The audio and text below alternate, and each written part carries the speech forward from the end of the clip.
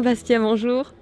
Tu es musicien et quand tu joues pas de la batterie, tu es directeur de l'agence de communication de Darwin Métamorphose et aussi accessoirement directeur du festival Climax, deuxième édition.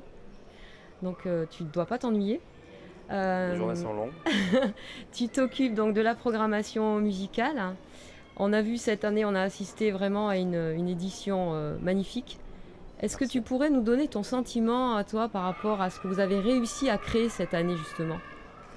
Alors un peu à chaud, hein, on sort juste de la grosse soirée de samedi soir où on était quasiment à guichet fermé, donc c'était un franc succès. Je pense que tout le monde a vraiment beaucoup apprécié on va dire la diversité, l'éclectisme de la programmation en mélangeant des styles, des générations, en faisant le grand écart entre de la soul et O2N, entre Temples et Air. Voilà, on parle à énormément de générations. Il y a un côté transversal comme ça qui nous ressemble bien, qui ressemble bien à Darwin. J'ai eu l'impression que les gens l'avaient perçu et l'avaient apprécié.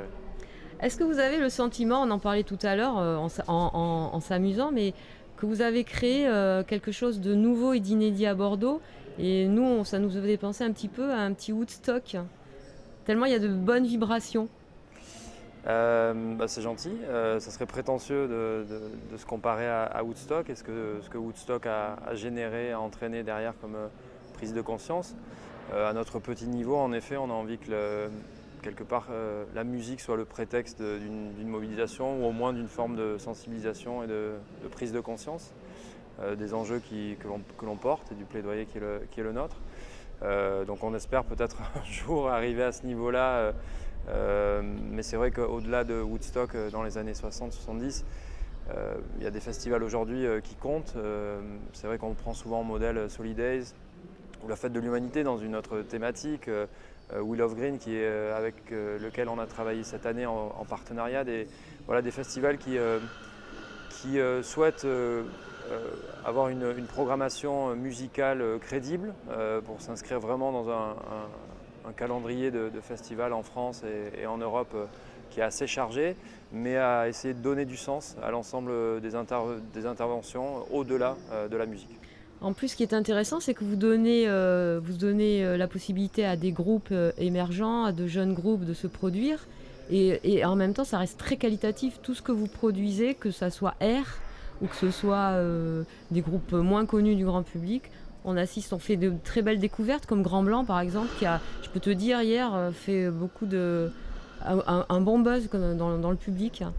C'est vraiment l'idée, c'est décloisonner, c'est être capable, voilà, sur la même affiche d'avoir un tout petit groupe local auquel on croit ou qui est impliqué dans les associations locales. C'est le cas avec JC Satan Oui. qui s'occupe de l'association de salles de répétition de Darwin, jusqu'à R qui est voilà, évidemment des légendes. Et c'est ce grand écart qu'on essaye de gérer autant dans la musique que sur les conférences, sur le plateau des ONG, sur les street artistes, sur les riders. Je sais que c'est sûrement prématuré, mais est-ce que vous avez déjà une idée de l'affiche de la 3e édition de Climax? Non, alors pour être tout à fait transparent, l'affiche de la première édition s'est décidée à J-40. J'exagère un peu, mais on était vraiment dans des timings complètement ubuesques. Cette année, on a quand même pris le temps de faire bien les choses. On avait gagné 4 mois de timing sur la programmation. Peut-être que si on garde ce rythme-là, on sera capable, on va dire en janvier, d'annoncer au moins les 3 headliners du festival de 2017. Ouais. D'accord. En tout cas, les retours sont vraiment très bons, même au niveau des artistes qui sont hyper contents de l'accueil. Je pense que vous avez dû avoir ces retours.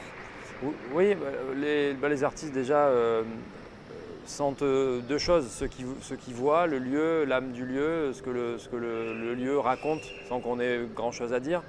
Et puis la qualité de l'accueil, c'est juste les sourires des bénévoles, la qualité et l'attitude des gens qui sont en backstage. Après, côté technique, on fait les efforts qu'il faut pour qu'il n'y ait pas de soucis à ce niveau-là, même si on n'est jamais à l'abri, on l'a vu avec certains groupes cette année. Voilà, il y a de la technique. Oui, on n'est pas tout le temps, on n'est jamais à l'abri d'un petit problème technique, mais au niveau de l'accueil, de l'ambiance, de l'esprit, Je pense que les gens le ressentent et en effet, ils nous le disent et ils nous en remercient. Bon, en tout cas, nous aussi, on vous remercie parce que ça nous a donné beaucoup de bonheur et beaucoup de plaisir d'écouter ces groupes et d'en découvrir beaucoup. Voilà, et je vous souhaite une bonne fin de festival, puisque c'est pas fini, Non, et un bon festival Climax 3. Merci beaucoup, merci à vous. Retrouvez les autres interviews de cet épisode 1 dans leur intégralité sur le site What a Beautiful World ou sur la chaîne partenaire Beautiful TV. Et à très bientôt pour la suite de nos aventures.